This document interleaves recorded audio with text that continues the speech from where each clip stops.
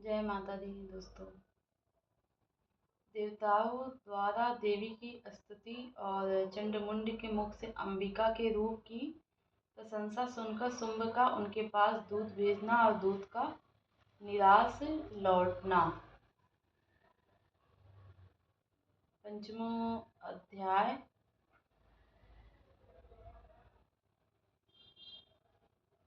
है। जय अम्बे जगदम्बे माँ। आप लोग भी जरूर सुने। जय माता रानी। जय जय जय जय। ओम इस उत्तर चरित्र के रूप ऋषि हैं, महासरस्वती देवता हैं, अनुष्टुप छंद है, भीमा शक्ति है, ब्राह्मणी बीज है, सूर्य तत्व है, सामवेद रूप स्वरूप है। महासरस्वती की प्रसन्नता के लिए उत्तर चरित्र के पाठ में इसका विनियोग किया जाता है। जो अपने कर कमलों में घंटा, शूल, हल, शंख, मूसल, चक्र, धनुष और बाण धारण करती हैं। शबद ऋतु के शोभा संपन्न चंद्रमा के समान जिनकी मनोहर क्रांति है, जो तीनों लोकों की आधार भूता है। शुंभ आदि दैत्यों का नाश करने वाली तथा गौरी के शरीर से जिनका प्राकट्य हुआ है, उन महासरस्वती देवी का मैं निरंतर भजन करती हूँ। ऋषि कहते हैं, पूर्व काल में शुंभ निशुंभ नामक असुरों ने अपने बल के घमंड में आकर सचीपति इंद्र के हाथों से तीनों लोकों का राज्य और यज्ञ भाग छीन लिए। वे ही दोनों सूर्य, चंद्रमा, कुबेर, यम, वरुण के अधिकार का भी उपयोग करने लगे। वायु और अग्नि का कार्य वायु और अग्नि का कार्य भी वे ही करने लगे। उन दोनों ने सभी देवताओं को अपमानित और राष्ट्र भ्रष्ट, पराजित तथा अधिकारहीन करके स्वर्ग से निकाल दिया। उन दोनों महान असुरों से तिरस्कृत देवताओं ने अपराजिता देवी का स्मरण किया और सोचा, जगदम्बा ने हम लोगों को वर दिया था कि आपत्ति काल में स्मरण करने पर मैं तुम्हारी सब आपत्तियों का तत्काल नाश कर दूंगी। यह विचार कर देवता गिरिराज हिमालय पर गए। जय माता दी। वहाँ भगवती विष्णु माया की स्तुति करने लगे। देवी को नमस्कार है। महादेवी शिवा को सर्वदा नमस्कार है। प्रकृति एवं भद्रा को प्रणाम है। हम लोग नियम पूर्वक जगदम्बा को नमस्कार करते हैं। रौद्रा को नमस्कार है। नित्य गौरी धात्री को बारंबार नमस्कार है। ज्योत्सना मई चंद्र रूपड़ी तथा सुख स्वरूपा देवी को सतत प्रणाम है। शरणागतों का कल्याण करने वाली विद्धि एवं सिद्धि रूपा देवी को हम बारंबार प्रणाम करते हैं। राक्षसों की लक्ष्मी, राजाओं की लक्ष्मी तथा शिव पत्नी स्वरूपा आप जगदम्बा को बार बार नमस्कार है। दुर्गा दुर्गपारा, दुर्गम संकट से पार उतारने वाली, सारा सबकी सार भूता, सर्वकारिणी ख्याति कृष्णा धूमा देवी को सर्वदा नमस्कार है। जय माँ।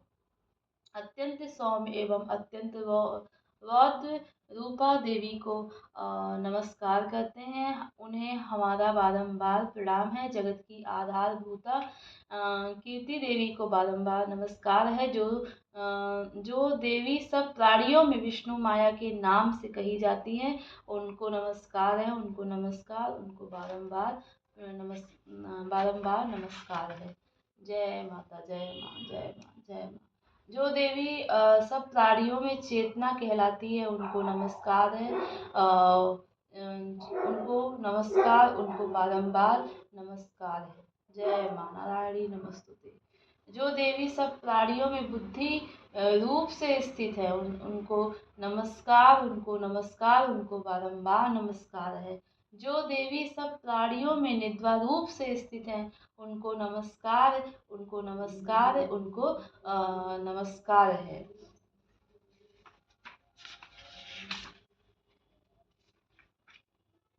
निद्रा रूप रूप रूप या देवी सर्वभूतेषु क्षुधा रूपेण संस्था नमस्तस्यै नमस्तस्यै नमस्तस्यै नमो नमो। या देवी सर्वभूतेषु भूतेषु पुच्छाया रूपेण संस्था नमस्तस्यै नमस्तस्यै नमस्तस्यै नमो नमो। या देवी सर्वभूतेषु शक्तिरूपेण संस्था नमस्तस्यै नमस्तस्यै नमस्तस्यै नमो नमो। या देवी सर्वभूतेषु तृष्णारूपेण संस्था नमस्तस्यै नमस्तस्यै नमस्तस्यै नमो नमो। या देवी सर्वभूतेषु शान्तिरूपेण संस्था नमस्तस्यै नमस्तस्यै नमस्तस्यै नमो नमो। या देवी सर्वभूतेषु जातिरूपेण संस्था नमस्तस्यै नमस्तस्यै नमस्तस्यै नमो नमो।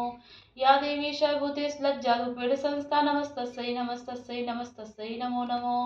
या देवी सर्वभूतेषु शान्तिरूपेण संस्था नमस्तस्यै नमस्तस्यै नमस्तस्यै नमो नमो। या देवी सर्वभूतेषु श्रद्धारूपेण संस्था नमस्तस्यै नमस्तस्यै नमस्तस्यै नमो नमः।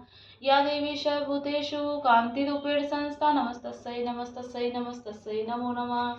या देवी सर्वभूतेषु लक्ष्मीरूपेण संस्था नमस्तस्यै नमस्तस्यै नमस्तस्यै नमो नमः। या देवी सर्वभूतेषु वित्तिरूपेण संस्था नमस्तस्यै नमस्तस्यै नमस्तस्यै नमो नमो। या देवी सर्वभूतेषु स्मृतिरूपेण संस्था नमस्तस्यै नमस्तस्यै नमस्तस्यै नमो नमो। या देवी सर्वभूतेषु दयारूपेण संस्था नमस्तस्यै नमस्तस्यै नमस्तस्यै नमो नमः। या देवी सर्वभूतेषु तुष्टिरूपेण संस्था नमस्तस्यै नमस्तस्यै नमस्तस्यै नमो नमो। या देवी सर्वभूतेषु मातृरूपेण संस्था नमस्तस्यै नमस्तस्यै नमस्तस्यै नमो नमः। या देवी सर्वभूतेषु भ्रान्तिरूपेण संस्था नमस्तस्यै नमस्तस्यै नमस्तस्यै नमो नमः। नमस्तस्यै नमस्तस्यै नमस्तस्यै नमो नमः।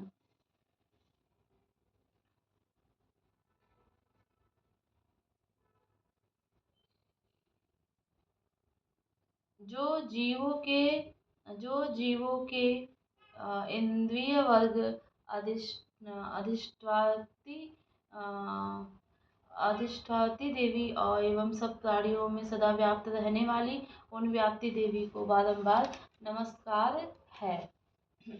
जो देवी चैतन्य रूप से इस संपूर्ण जगत को व्याप्त करके स्थित हैं, उनको नमस्कार, उनको नमस्कार, उनको बारंबार नमस्कार है।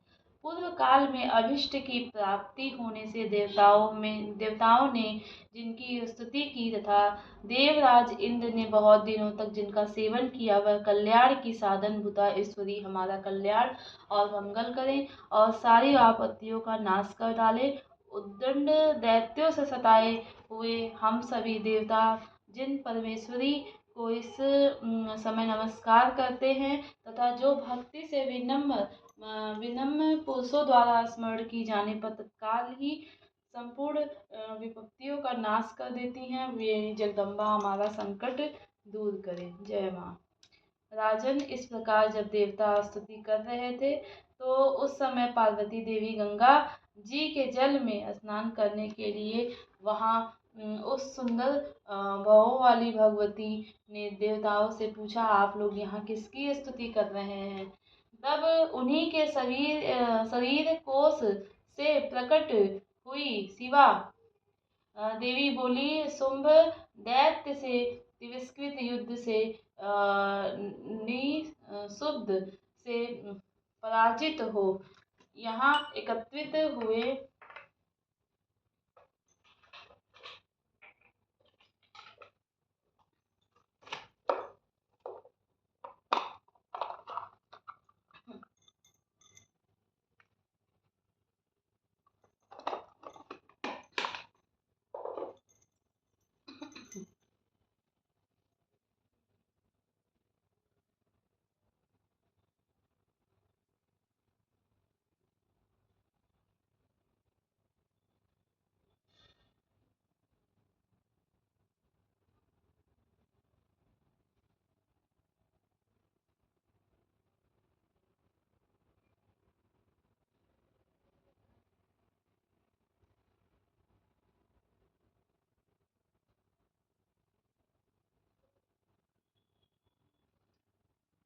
शुंभ एकत्रित हुए वे समस्त देवता यह मेरी ही स्तुति कर रहे हैं।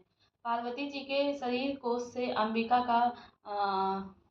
का प्रादुर्भाव हुआ था, इसीलिए वे समस्त लोगों से कौशिकी की कही जाती हैं। कौशिकी के प्रकट होने के बाद पार्वती देवी का शरीर काले रंग का हो गया। अंत में वे हिमालय रहने वाली कालिका देवी के नाम से विख्यात हुई। तदंतर शुंभ निशुंभ के वृत्त चंडमुंड वहां आए। उन्होंने परम मनोहर रूप धारण करने वाली अंबिका देवी को कहा। फिर वे शुंभ के पास जाकर बोले, महाराज, यह एक अत्यंत मनोहर स्त्री है जो अपनी दिव्य कांति से हिमालय को प्रकाशित कर रही है। वैसे उत्तम रूप कहीं किसी ने भी नहीं देखा होगा। सुरेश्वर, पता लगाइए वह देवी कौन है, उसे ले लीजिए। स्त्रियों में तो वह रत्न है। उसका प्रत्येक अंग बहुत ही सुंदर है तथा वह अपने श्री अंगों की प्रभा से संपूर्ण दिशाओं में प्रकाश फैला रही हैं। दैत्यराज अब भी हिमालय पर ही मौजूद हैं। आप उसे देख सकते हैं। प्रभु, तीनों लोकों में मणि, हाथी, घोड़े आदि जितने भी रत्न हैं, वे सब इस समय आपके घर में शोभा पाते हैं। हाथियों में रत्न भूत ऐरावत और यह परिजात का वृक्ष, यह घोड़ा और यह सब आपने इंद्र से ले लिया है। हंसों से जूता हुआ यह विमान भी आपके आंगन में शोभा पाता है। यह रत्न भूत अद्भुत विमान जो पहले ब्रह्मा जी के पास था, अब आपके यहाँ लाया गया है। यह महापद्म नामक निधि आपको बेहद छीन लिए। समुद्र ने भी आपको किंजलकनी नामक माला भेंट की है, जो केशों से सुशोभित है और जिसके कमल कभी कभी कुमलाते नहीं हैं। सुवर्ण की वर्षा करने वाला है।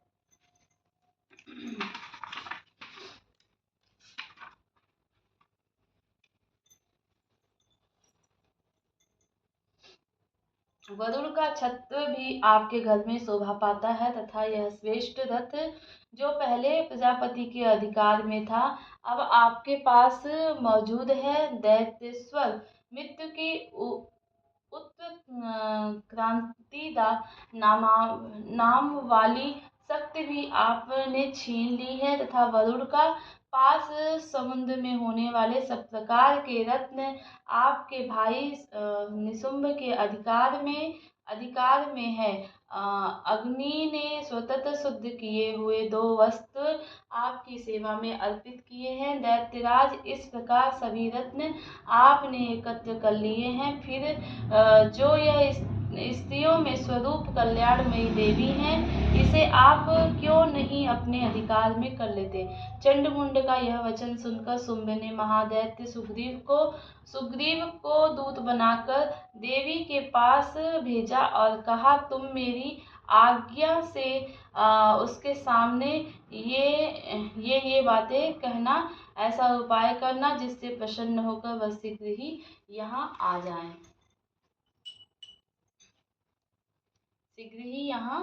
जाए।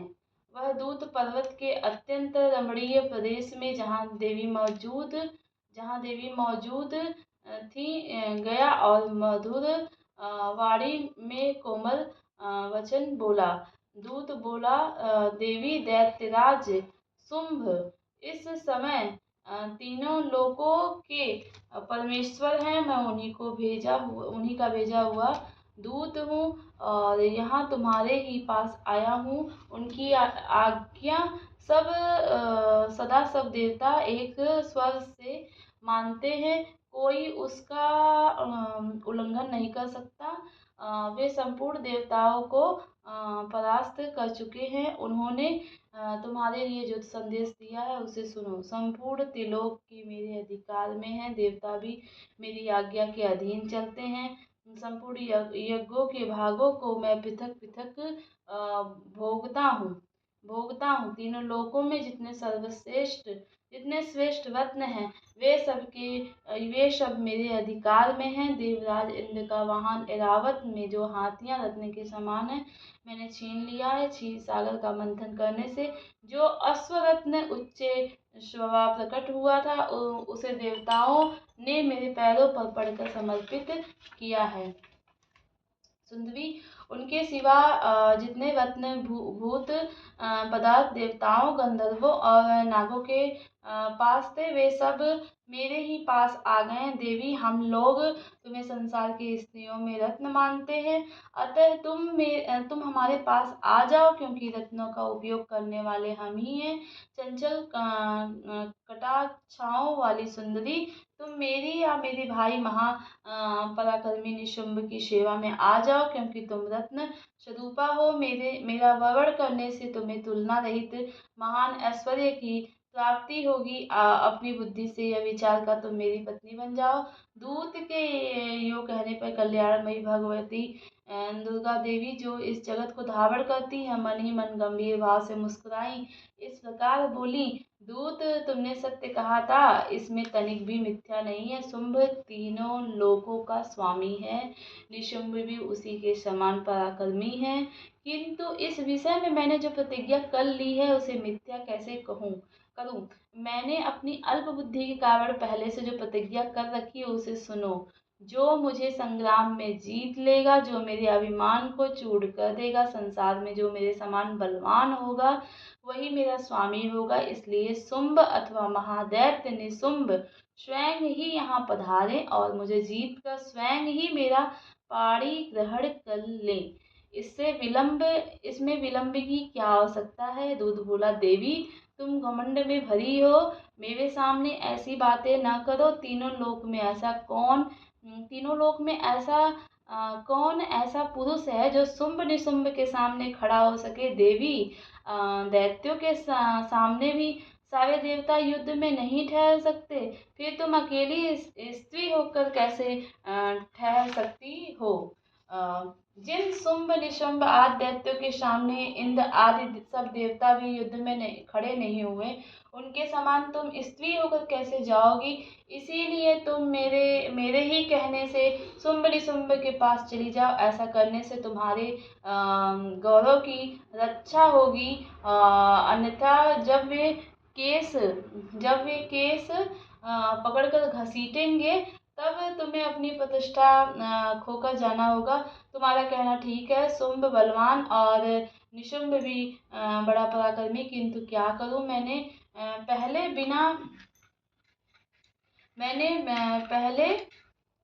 बिना सोचे